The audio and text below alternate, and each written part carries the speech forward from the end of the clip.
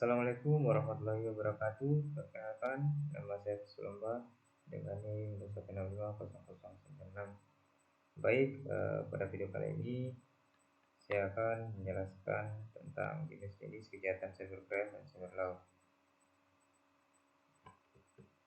Untuk jenis-jenis kejahatan yang ada pada cybercrime atau kejahatan cyber, yang pertama yaitu pencurian identitas atau identity theft, kemudian phishing, malware, ransomware, peretasan atau hacking, serangan DDoS, distributor denial of service, pencurian kekayaan intelektual, pemalsuan, pornografi anak, cyberbullying atau pelecehan dunia maya, kemudian penyebaran informasi palsu,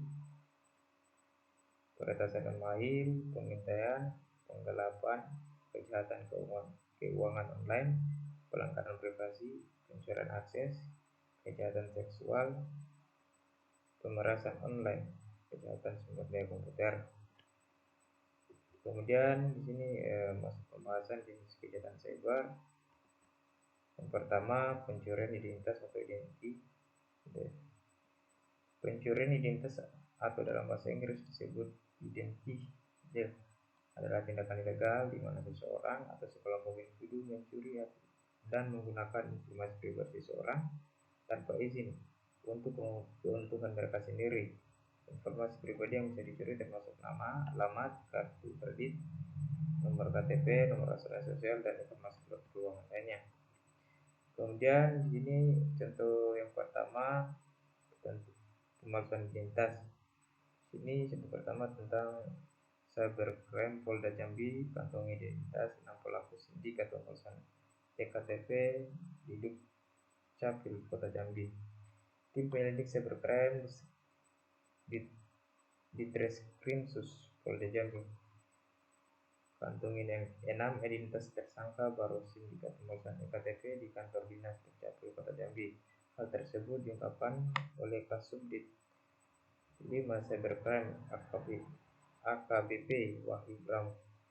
Katanya saat ini berkas perkara nomor orang tersebut telah ditangani oleh penyidik. Kemudian untuk lebih lengkapnya ada sumbernya di bawah. Contoh kedua yaitu terungkapnya modus pemalsuan identitas nasabah PIV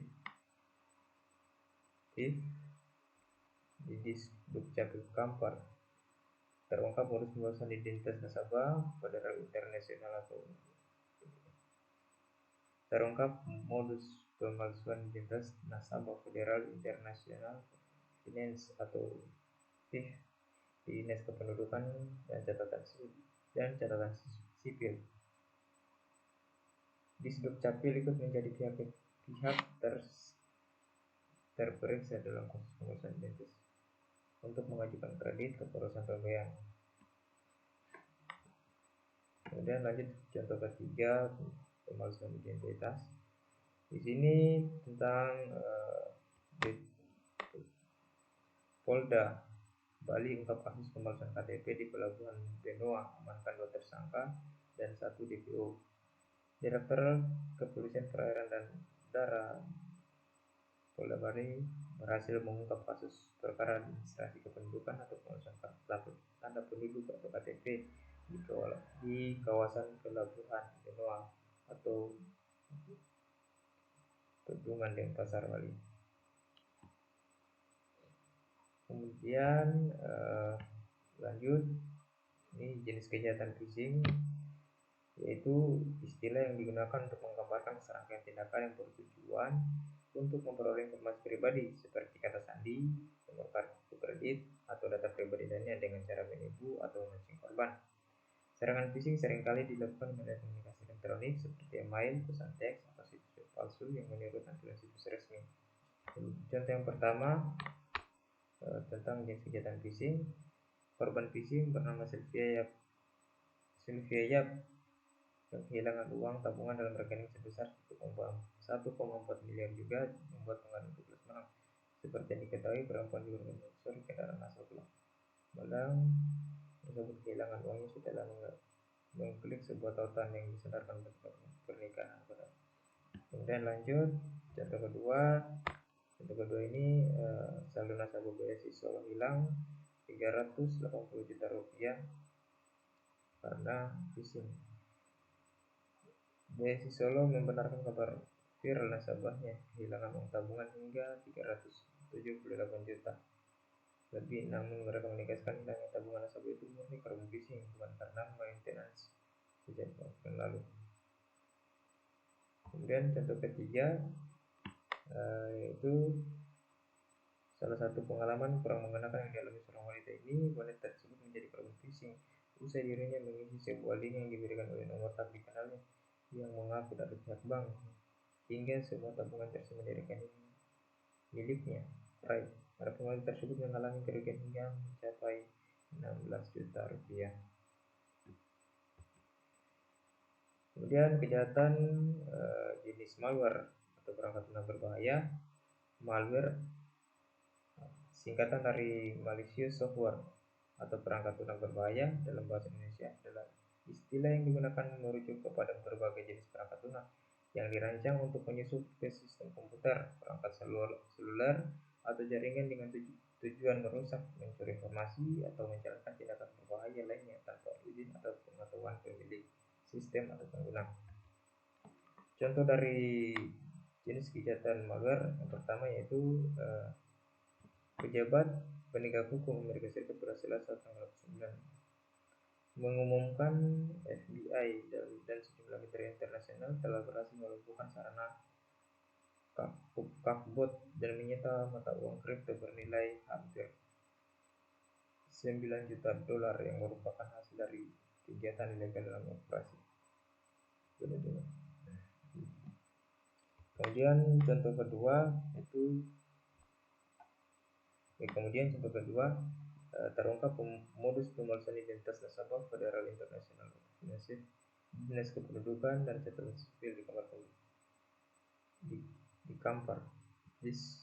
Disdukcapil ikut menjadi pihak tersiksa dalam kasus pemalsuan identitas ini, mengajukan kredit ke perusahaan pembiayaan. Kemudian contoh ketiga yaitu Direktorat Kepolisian Perairan Udara atau Ditpolair Polda Bali berhasil mengungkap kasus perkara administrasi kependudukan atau pemalsuan kartu tanda penduduk di kawasan Pelabuhan Benoa, Pedungan, Denpasar, Bali. Kemudian ransomware adalah jenis perangkat lunak berbahaya atau malware yang dirancang untuk mengekripsi atau mengunci data pada komputer atau perangkat lain yang kemudian meminta tebusan atau ransom kepada korban agar mereka dapat memperoleh kunci deskripsi yang diperlukan untuk mengembalikan akses ke data mereka. Ini adalah salah satu bentuk serangan cyber yang sangat merugikan dan dapat mengakibatkan kerugian finansial, kehilangan data yang berharga, dan gangguan serius terhadap operasi perusahaan atau individu. Contoh dari ransomware sendiri yang pertama yaitu terjadinya korban phishing bernama Sylvia Yap berumur 22 tahun yang kehilangan uang tabungan dalam rekening sebesar 1,4 miliar juga. Kemudian contoh kedua yaitu BSI Solo membenarkan kabar viral nasabah kehilangan uang tabungan hingga 378 juta. Mereka menegaskan dengan tabungan nasabah itu murni korban phishing. Kemudian contoh ketiganya yaitu salah satu pengalaman kurang mengenakan yang dialami seorang wanita ini. Wanita tersebut menjadi korban phishing usai dirinya mengisi sebuah link yang diberikan nomor tabungan mengaku dari pihak bank, hingga semua tabungan tersebut menjadi rekening miliknya. Adapun wanita tersebut mengalami kerugian hingga mencapai 16 juta rupiah. Kemudian peretasan atau hacking. Peretasan adalah tindakan membobol komputer, sistem atau melakukan atau jaringan komputer dengan izin maupun tanpa izin. Individu yang melakukan peretasan disebut sebagai peretasan hacker. Saat ini di zaman ketika teknologi semakin berkembang, orang disebut sebagai peretas adalah mereka yang memiliki pemahaman tingkat lanjut tentang komputer, jaringan pemrograman, dan perangkat keras. Sebagai contoh, seorang peretas direkrut oleh suatu lembaga untuk menembus firewall atau server bisnis pribadi. ini dilakukan untuk memantau apakah lembaga memiliki celah yang bisa membahayakan keamanan data mereka di masa depan.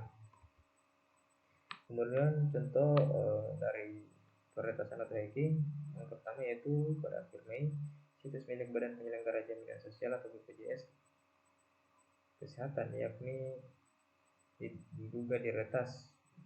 Untuknya data milik 279 juta penduduk Indonesia diduga bocor dan dijual di forum online bernama Red Forums. Data yang dijual berharga 0,15 Bitcoin sekitar 84 juta.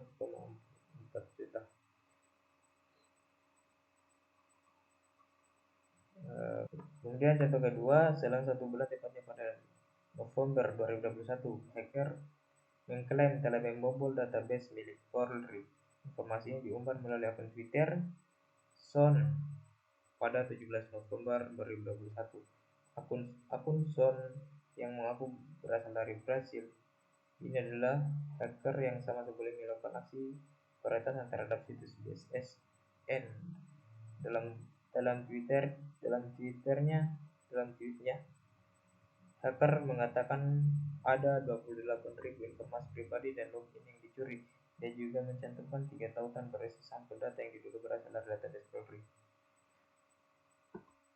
Kemudian contoh ketiga,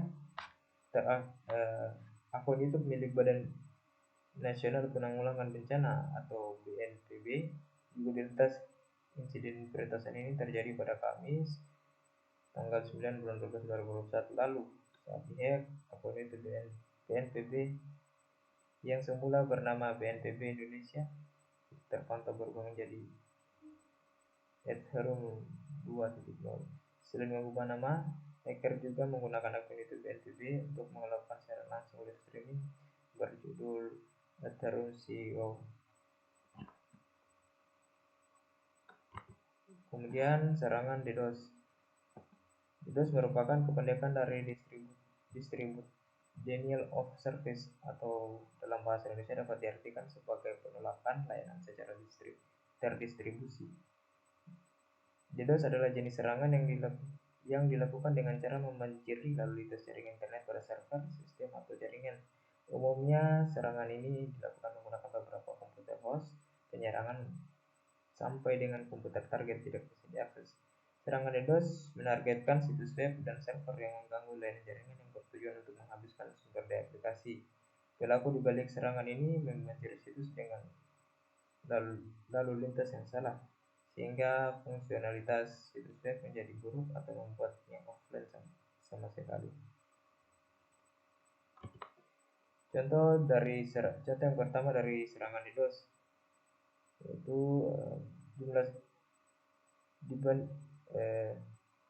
jumlah serangan distributed denial of DDoS periode Januari sampai Maret 2022 naik 4,5 kali lipat dengan jumlah serangan yang cukup besar, mungkin merupakan hasil aktivitas hacktivis. Serangan DDoS dirancang mengganggu jaringan yang digunakan bisnis dan organisasi dan mencegahnya berfungsi dengan baik. Jadi lebih berbahaya jika sistem dikompromikan. Berbeda di sektor pemerintahan atau keuangan, karena jika dana ini tak tersedia akan memiliki dampak terhadap populasi lebih luas. Kemudian contoh kedua, peretasan DDoS. Kemudian contoh kedua yaitu ini serangan DDoS terbesar dalam sejarah. Jakarta kembali mendeteksi sebuah serangan distributed denial of service atau DDoS dengan sejumlah kiriman paket yang paling besar dalam sejarah mereka. Serangan yang ditujukan ke sebuah bank besar di Eropa tersebut tercatat mencapai 809 M paket per sekon. Kami menyebut jumlah ini adalah sebuah rekor baru untuk serangan yang berfokus pada BPS atau paket per sekon, dua kali lebih besar dibanding serangan terbesar yang sebelumnya tercatat. Contoh ketiga yaitu serangan DDoS terhadap situs Corona Pemprov DKI. Kemudian pencurian kekayaan intelektual. Pencurian kekayaan intelektual adalah dekompilasi ilegal, penggunaan kembali, pembungkusan, rekayasa balik, dan distribusi produk ASPOS. Itu ilegal karena melanggar perjanjian lisensi ASPOS dan melanggar hak cipta dan hak kekayaan intelektual kami.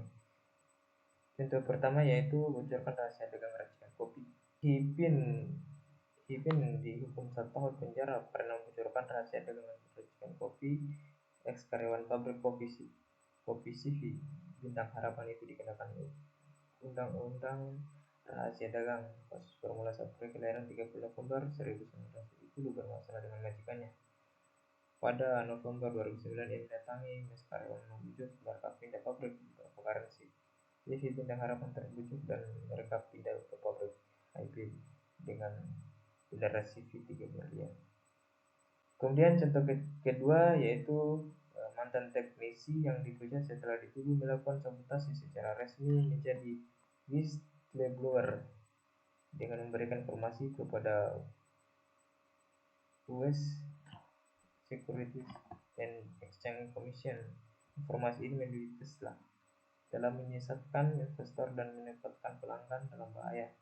Informasi dari trade yang dilaporkan kepada SC pada 6 Juli menuduh bahwa Tesla memproduksi baterai yang memiliki lubang dan menempatkannya ke ratusan mobil. Contoh ketiga yaitu gugatan PT terpusat pada teknologi antara lain menjadi inti dari sistem Android milik Google maupun situs pencarian. BT mengatakan dalam waktu 2 dekade belakangan mereka melakukan investasi besar dalam bidang teknologi, telepon genggam, serta layanan terkait. Hingga saat ini BT mengaku memiliki 5.600 paten maupun yang sedang dalam pengajuan hak paten, dan beberapa paten menurut BT telah diambil oleh mesin pencari Google, sistem Android, situs di jaringan sosial, Google Plus, buku internet, peta, mail, sistem manajemen iklan, double klik maupun program daftar nikah, AdWords, dan lain-lainnya. Kemudian pemalsuan atau forgery. Data forgery adalah setiap tindakan pemalsuan atau manipulasi data untuk bertujuan menyesatkan atau memperlihatkan pihak lain. Trik ini bisa dilakukan dalam berbagai bentuk, mulai dari memalsukan dokumen, mengubah informasi di database, hingga meniru orang lain. Tujuan pemalsuan data bisa bermacam-macam, antara lain untuk mendapatkan keuntungan finansial, merusak reputasi seseorang, atau mendapatkan kendali atas akun dan data pribadi. Data forgery biasanya dilakukan dengan menggunakan teknologi digital. Penjahat cyber dapat menggunakan teknik seperti hacking, phishing, atau malware untuk mencuri data atau memanipulasi informasi. Kemudian contoh yang pertama yaitu dunia perbankan melalui internet atau e-banking. Indonesia dikejutkan oleh ulah seseorang bernama Stephen Haryanto, seorang hacker dan jurnalis pada majalah Master Web. Bila kesal kandung ini sengaja membuat situs asli tapi palsu di internet banking. Stephen membeli domain-domain dengan nama mirip.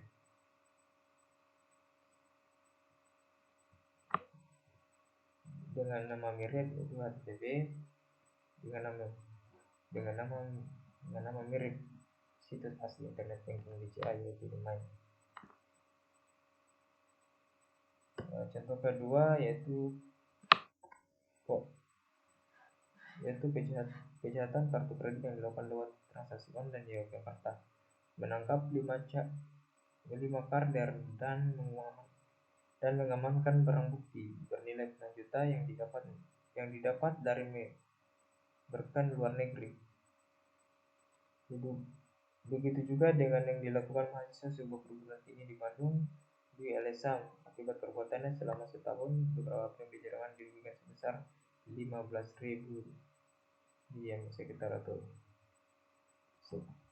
sekitar 70 juta rupiah. Kemudian pornografi anak atau child pornography.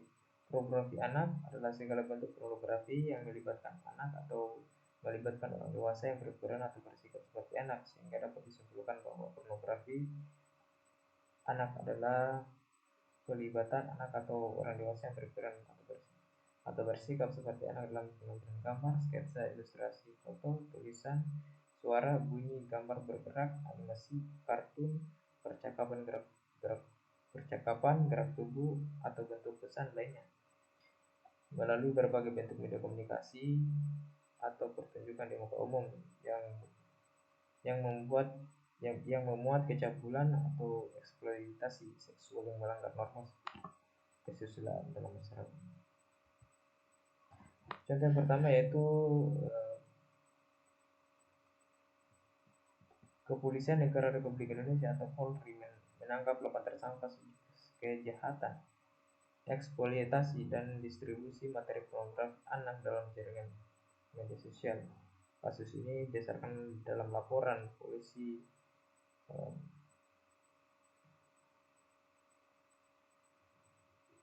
Kemudian contoh kedua, pornografi anak. Para penjual video pornografi anak di Jakarta Barat hanya membayar pembayaran mereka sebesar Rp50.000 per kontennya. Hal itu diungkapkan oleh Ketua Komisi Perlindungan Anak Indonesia. Kemudian contoh ketiga yaitu sekelompok pemuda Jakarta Barat ditangkap setelah terlibat tindak pidana pornografi yang melibatkan anak-anak. Mereka membuat grup pornografi berbayar di aplikasi pesan singkat lain. Perbuatan tersangka berinisial P, DW, LS, dan BP masih buron. Terungkap setelah Polres Metro Jakarta Barat melakukan patroli cyber. Kemudian polisi menemukan ada akun Twitter yang menawarkan netizen untuk bergabung dengan grup pornografi mereka. Kemudian cyberbullying atau pelecehan di dunia maya. Cyberbullying adalah tindakan agresif yang sengaja dilakukan untuk melukai seseorang di dunia maya. Kebanyakan bentuk cyberbullying ditemukan di media sosial, forum online, online gaming, online chatting, bahkan aplikasi dating. Adapun cyberbullying yang ditargetkan dilakukan melalui email, teks, atau pesan langsung yang ditujukan kepada korban. Contoh yang pertama yaitu gara-gara foto toplesnya disebar orang yang dikenal. Amanda Todd jadi depresi takut akan memutuskan untuk mengakhiri hidupnya. Semua berawal dari perkenalan Amanda Todd dengan orang asing di internet. Dia masih tidak setuju melalui video game. Seorang asing ini berhasil membujuk Amanda buat menunjukkan payudaranya. Ternyata orang itu memfoto dan menyimpannya sampai setahun. Kemudian dia kembali dengan membujuk Amanda untuk mempertontonkan live sex. Dia mengancam kalau dituruti foto payudaranya akan disebar. Herannya orang freak itu tahu identitas lengkap Amanda mulai dari keluarga, sekolahnya, dan teman-teman. Contoh kedua yaitu Ren Halikan adalah remaja biasa umur 13 tahun. Suatu hari cerita yang memalukan tentang dirinya tersebar di lingkungan sekolahnya. Ren menerima setiap hari dari teman-temannya, sampai puncaknya ada teman ceweknya yang pura-pura suka sama Rian biar bisa mendapat lebih banyak cerita yang memalukan Rian. Tapi jadi sejauh ini selalu menyebarkan cerita ini disertai bumbu-bumbu tambahan yang malah berujung fitnah. Rian pun dibully tidak hanya di dunia nyata, tapi di dunia maya. Karena tidak tahan, Rian pun gantung diri. Sekian penjelasan dari saya. Akhir kata, wabillahi taufiq wal hidayah. Wassalamualaikum warahmatullahi wabarakatuh.